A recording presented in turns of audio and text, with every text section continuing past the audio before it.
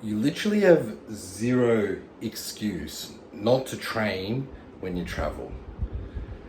Travel for work or with family, it's such a cop-out fucking excuse to say that you can't commit 60 minutes a day, 30 minutes, 20 minutes, because you don't have a gym, you don't have your supplements, you don't have your routine, or you don't have equipment, or you're unsure. It's fucking simple. Bro, the solution is so easy. If you're using a gym at the moment, you're probably not that proficient with your own body weight anyway. You see it generally, most people train purely on machines and all the convenient equipment that's at gyms. And it makes sense, it's there for a reason. That's why it's been designed. Not for convenience, but to make things more optimal.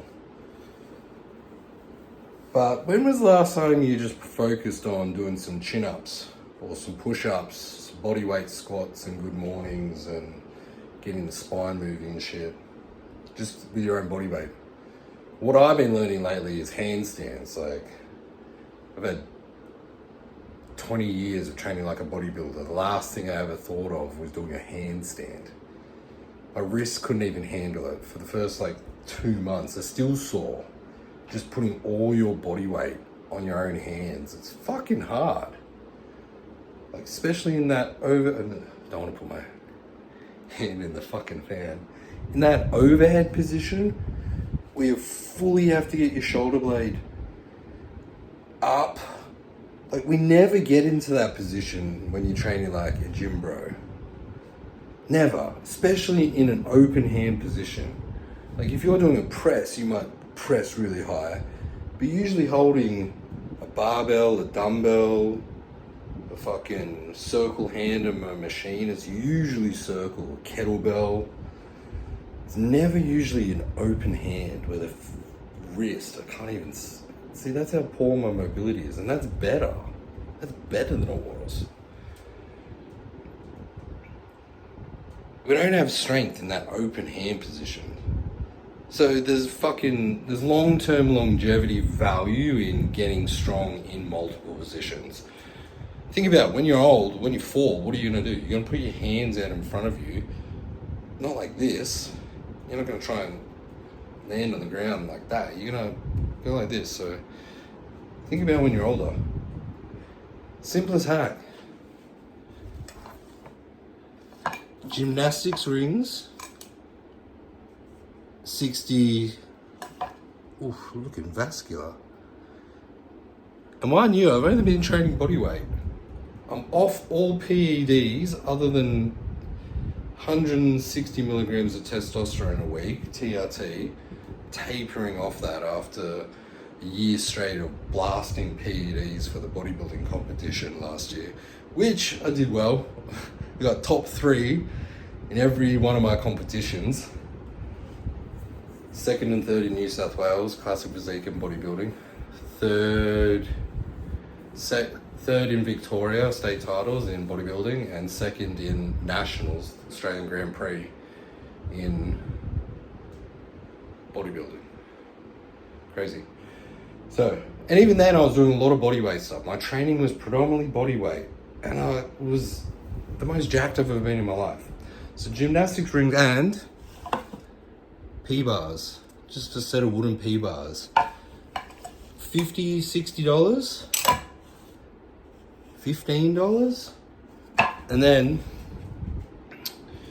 if you're new to bodyweight training, I found it very hard because it's a lot of stress in positions that you haven't really got into in a long time. It's just all foreign loading into the tissues, the joints, the muscles. It's just different, so it can take a bit of getting used to. So Rogue, dude, probably the best bands.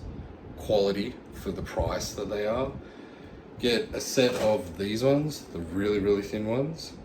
They come in pairs, so just get a set of 2. And then one a little bit thicker. I think that's just the one up. That's all you need. You can just warm up with those and then get into the body weight stuff. Just don't use travel. executives and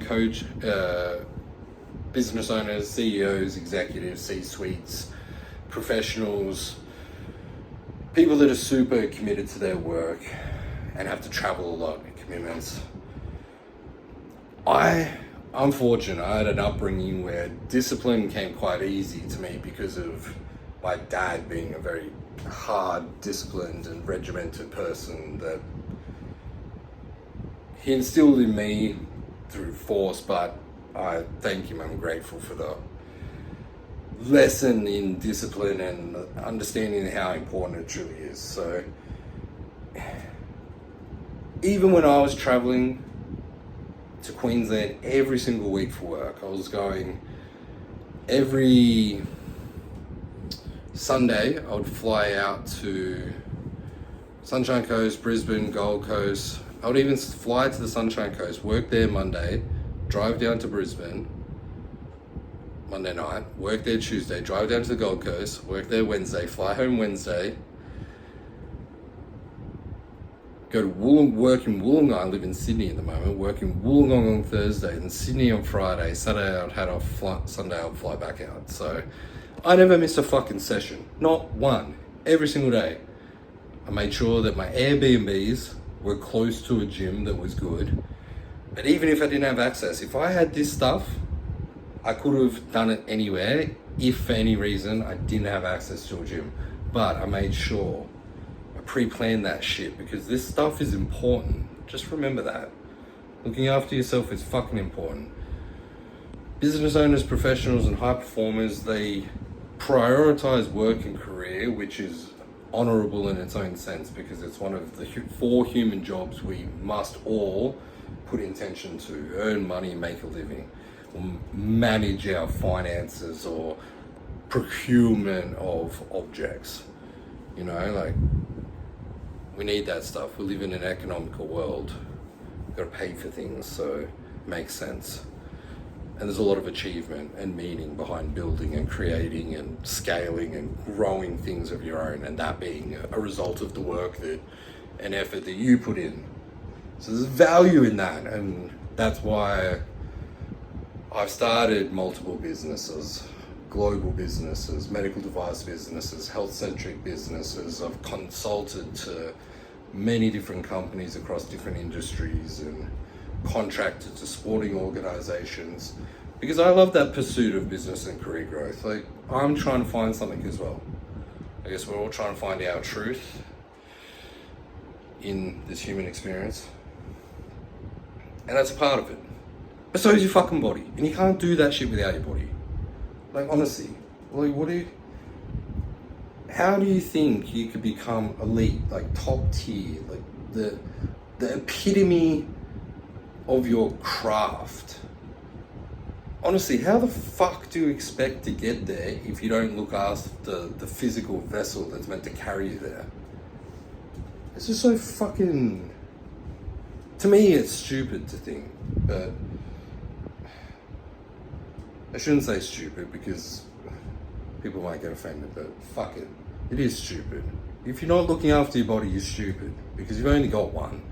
And they say,